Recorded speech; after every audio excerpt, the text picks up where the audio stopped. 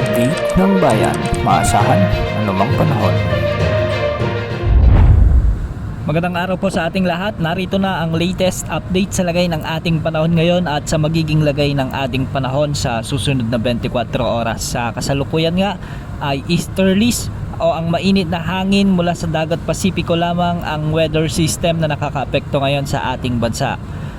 Ang easterlies ang siyang nagdala ng mainit na panahon kaninang tanghali, ngunit ngayong hapon at gabi ay magdadala naman ito ng mga pag-ulan sa malaking bahagi ng ating bansa, kung saan sasabayan ito ng mga thunderstorms.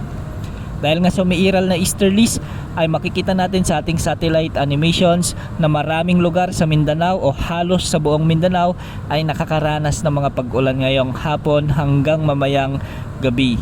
Dulot ito ng umiiral na easterlies. Ganitong panahon din ang inaasahan sa bahagi ng Eastern Visayas, kung kahit makikita rin sa ating satellite animations na may mga makakapal na kaulapan dito.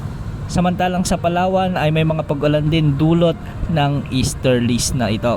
Para naman sa nalalabing bahagi ng ating bansa, thunderstorms naman mula sa pag-iral ng easterlies ang nagdadala ng mga pag-ulan ngayon sa malaking bahagi ng bansa, particular sa Luzon, sa may Ilocos Region, sa may Cordillera Administrative Region, ang ilang bahagi ng Cagayan Valley, ang ilang bahagi ng Central Luzon, may mga pag-ulan din sa may Metro Manila, Bicol Region, Mimaropa at Calabarzon. Sa nalalabing bahagi ng Visayas, sa may Western Visayas, Central Visayas at Negros Island Region ay makikita rin natin na may mga thunderstorms na umiiral sa mga lugar dito.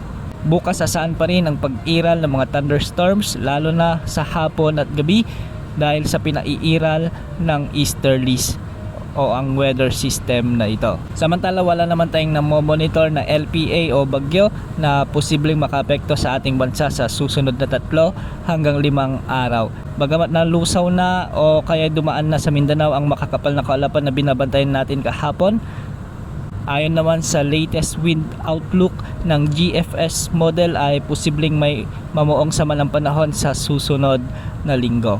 Posible itong maging bagyo o kaya naman ay maging LPA at tatawirin ang ilang bahagi ng Mindanao, Visayas at ng Mimaropa.